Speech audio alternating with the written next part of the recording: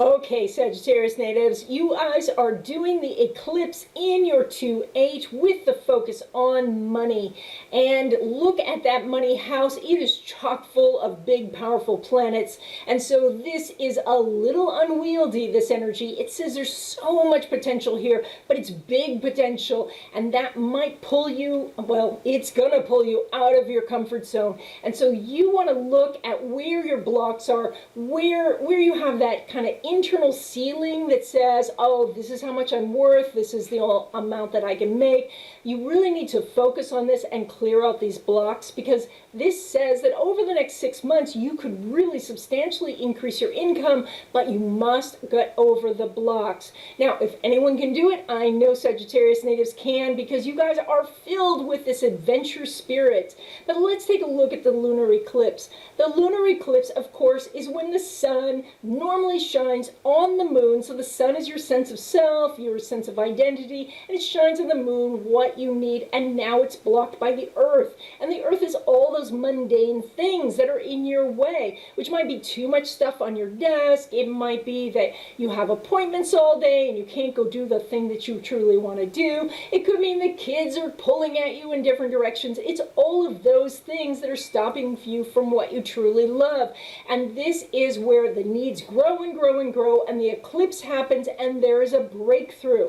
And that breakthrough is for you to recognize that you're the one that is stopping yourself, that all these external things are just manifestations of your own nervousness about handling these big opportunities that are coming. Now, along with the eclipse, you have Saturn in conjunct the North Node in your 7th house of other people. Now, the North Node in the 7th house is a blessing, because it says that you can connect with all those people who have a chart connection with you, those people who owe you from past lives, the people who you had connections with in past lives, or who have some sort of spiritual family connection with you, so that they look at you and they say, yes, I want to help you. And this means that you have to contact them, but it's in conjunct, so it feels uncomfortable. It feels like you might be bothering them, or maybe you're not ready, you haven't got all your ducks in a row, or whatever is stopping you. It's time to move forward.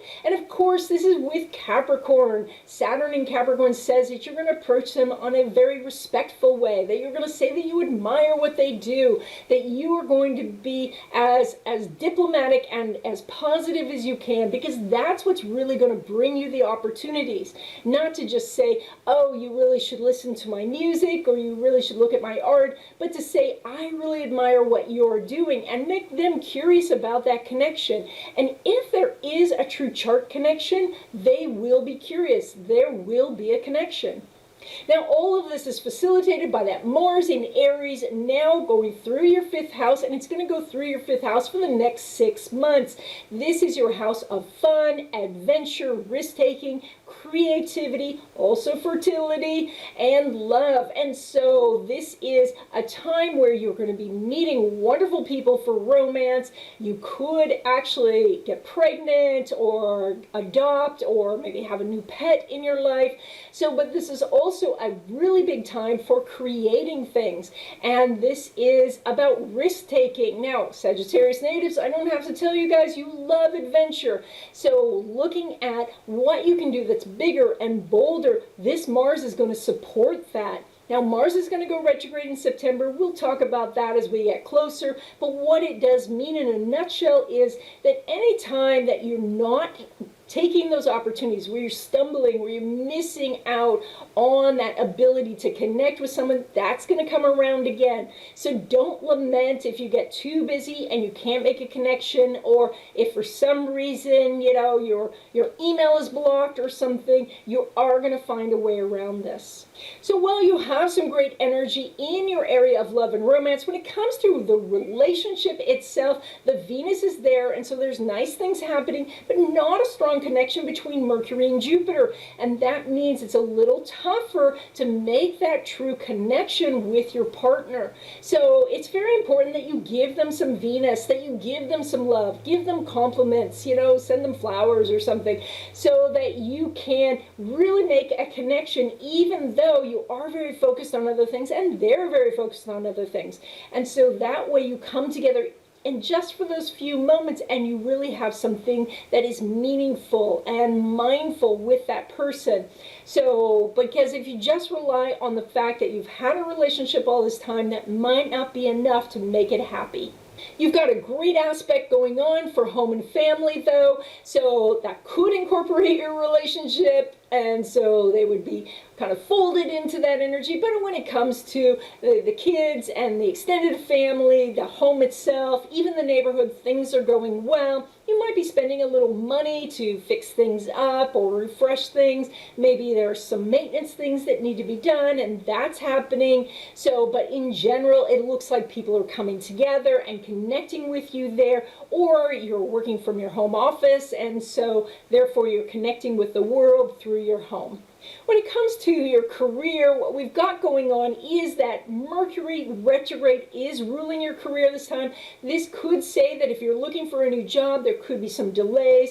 If the Mercury's in the 8th house, this can indicate that you're doing background checks or you're doing drug testing or something like that, that there could be some delays with that, or it is just because of COVID going on. There's some delays in hiring. You need to see if your industry is doing well, if it's still strong, or if the individual company is going through some sort of bankruptcy before you even bother applying. If you already have a job, you do want to look at the perks you can get and re-look at those. Are you doing your 401k? Are you doing the 401k match? Do they have some other perks, through employee services that you might not be availing yourself of? Everything from discounts on certain things to maybe counseling or help with that. So there are some different ways that you could get some resources from others directly from your career.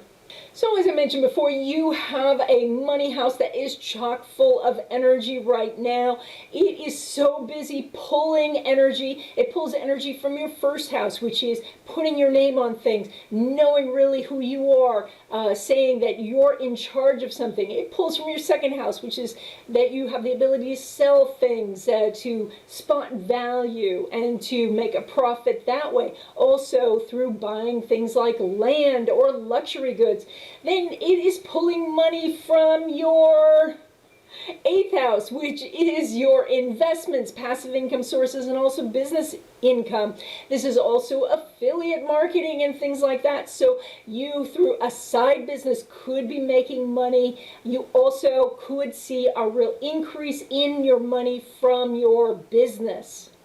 And then finally, it is pulling money from your 12th house, and this says that there is a spiritual component here. So if you do things like Feng Shui, if you light candles, prayer, meditation, those sort of things can really help. It also does say that you could make money through entertainment, spirituality, or the health services. That's going to be very strong for you.